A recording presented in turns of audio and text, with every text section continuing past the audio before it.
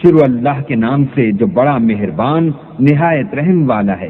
جن لوگوں نے کفر کیا اور اوروں کو اللہ کے رستے سے روکا، اللہ نے ان کے اعمال برباد کر دیے، اور جو ایمان لائے اور نیک عمل کرتے رہے اور جو کتاب محمد صلی اللہ علیہ وآلہ وسلم پر نازل ہوئی اسے مانتے رہے اور وہ ان کے پروردگار کی طرف سے برحق ہے، ان سے ان کے گناہ دور کر دیے اور ان کی حالت سنوار دی۔ یہ حبس اعمال اور اصلاح حال اس لیے ہے کہ جن لوگوں نے کفر کیا انہوں نے جھوٹی بات کی پیروی کی، اور جو ایمان لائے وہ اپنے پروردگار کی طرف سے دین حق کے پیچھے چلے۔ اسی طرح اللہ لوگوں سے ان کے حالات بیان فرماتا ہے۔ جب تم کافروں سے بھڑ جاؤ تو ان کی گردنیں اڑا دو، یہاں تک کہ جب ان کو خوب قتل کر چکو تو جو زندہ پکڑے جائیں ان کو مضبوطی سے قید کر لو، پھر اس کے بعد یا تو احسان رکھ کر چھوڑ دینا چاہیے یا کچھ مال لے کر، یہاں تک کہ فریق مقابل لڑائی کے ہتھیار ہاتھ سے رکھ دے۔ یہ حکم یاد رکھو، اور اگر اللہ چاہتا تو اور طرح ان سے انتقام لے لیتا، لیکن اس نے چاہا کہ تمہاری آزمائش ایک کو دوسرے سے لڑوا کر کرے، اور جو لوگ اللہ کی راہ میں مارے گئے ان کے عملوں کو ہرگز ضائع نہیں کرے گا، بلکہ ان کو سیدھے رستے پر چلائے گا اور ان کی حالت درست کر دے گا، اور ان کو بہشت میں جس سے ان کو شناسا کر رکھا ہے داخل کرے گا۔ اے اہل ایمان، اگر تم اللہ کی مدد کرو گے تو وہ بھی تمہاری مدد کرے گا اور تم کو ثابت قدم رکھے گا، اور جو کافر ہیں ان کے لیے ہلاکت ہے اور وہ ان کے اعمال کو برباد کر دے گا۔ یہ اس لیے کہ اللہ نے جو چیز نازل فرمائی انہوں نے اس کو ناپسند کیا تو اللہ نے ان کے اعمال اکارت کر دیے۔ کیا انہوں نے ملک میں سیر نہیں کی تاکہ دیکھتے کہ جو لوگ ان سے پہلے تھے ان کا انجام کیسا ہوا؟ اللہ نے ان پر تباہی ڈال دی، اور اسی طرح کا عذاب ان کافروں کو ہوگا۔ یہ اس لیے کہ جو مومن ہیں ان کا اللہ کارساز ہے اور کافروں کا کوئی کارساز نہیں۔ جو لوگ ایمان لائے اور عمل نیک کرتے رہے ان کو اللہ بہشتوں میں جن کے نیچے نہریں بہ رہی ہیں داخل فرمائے گا، اور جو کافر ہیں وہ فائدے اٹھاتے ہیں اور اس طرح کھاتے ہیں جیسے حیوان کھاتے ہیں، اور ان کا ٹھکانہ دوزخ ہے۔ اور بہت سی بستیاں تمہاری بستی سے جس کے باشندوں نے تمہیں وہاں سے نکال دیا زور و قوت میں کہیں بڑھ کر تھیں، ہم نے ان کا ستیہ ناش کر دیا اور ان کا کوئی مددگار نہ ہوا۔ بھلا جو شخص اپنے پروردگار کی مہربانی سے کھلے رستے پر چل رہا ہو وہ ان کی طرح ہو سکتا ہے جن کے اعمال بد انہیں اچھے کر کے دکھائے جائیں اور جو اپنی خواہشوں کی پیروی کریں۔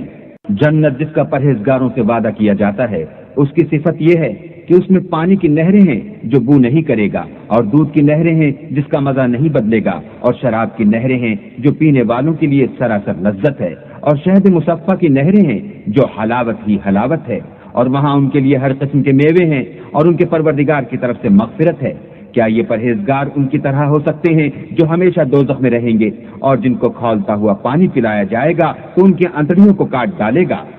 اور ان میں بعض ایسے بھی ہیں جو تمہاری طرف کان لگائے رہتے ہیں یہاں تک کہ سب کچھ سنتے ہیں، لیکن جب تمہارے پاس سے نکل کر چلے جاتے ہیں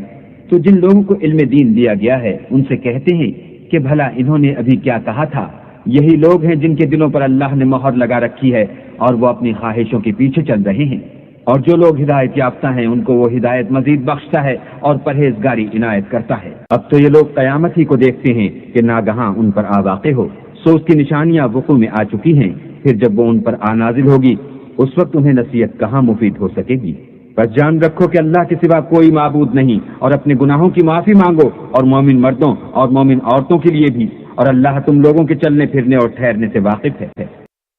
اور مومن لوگ کہتے ہیں کہ جہاد کی کوئی صورت کیوں نازل نہیں ہوتی، لیکن جب کوئی صاف معنوں کی صورت نازل ہو اور اس میں جہاد کا بیان ہو تو جن لوگوں کے دلوں میں نفاق کا مرض ہے تم ان کو دیکھو کہ تمہاری طرف اس طرح دیکھنے لگیں جس طرح کسی پر موت کی بے ہوشی طاری ہو رہی ہو، سو ان کے لیے خرابی ہے۔ خوب کام تو فرما برداری اور پسندیدہ بات کہنا ہے، پھر جب جہاد کی بات پختہ ہو گئی تو اگر یہ لوگ اللہ سے سچے رہنا چاہتے تو ان کے لیے بہت اچھا ہوتا۔ اے منافقو، تم سے عجب نہیں کہ اگر تم حاکم ہو جاؤ تو ملک میں خرابی کرنے لگو اور اپنے رشتوں کو توڑ ڈالو۔ یہی لوگ ہیں جن پر اللہ نے لعنت کی ہے اور ان کے کانوں کو بہرا اور ان کی آنکھوں کو اندھا کر دیا ہے۔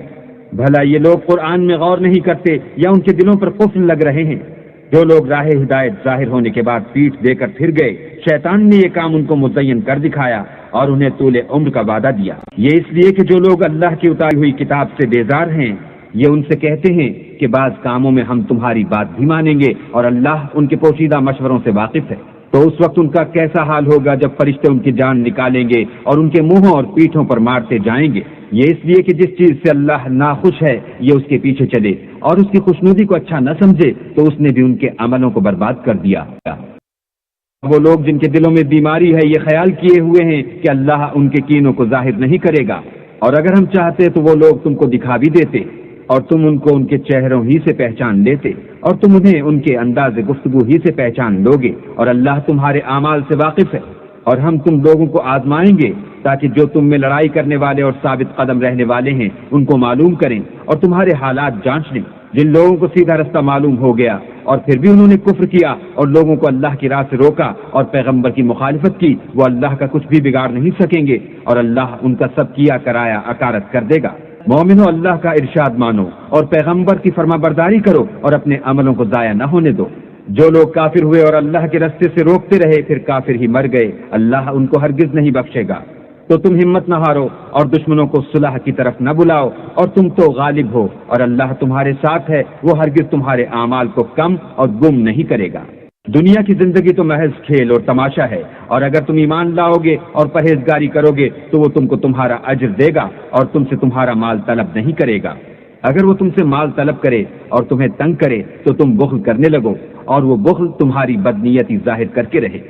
دیکھو، تم وہ لوگ ہو کہ اللہ کی راہ میں خرچ کرنے کے لیے بلائے جاتے ہو، تو تم میں ایسے شخص بھی ہیں جو بخل کرنے لگتے ہیں، اور جو بخل کرتا ہے اپنے آپ سے بخل کرتا ہے، اور اللہ بے نیاز ہے اور تم محتاج۔ اور اگر تم منہ پھیرو گے تو وہ تمہاری جگہ اور لوگوں کو لے آئے گا، اور وہ تمہاری طرح کے نہیں ہوں گے۔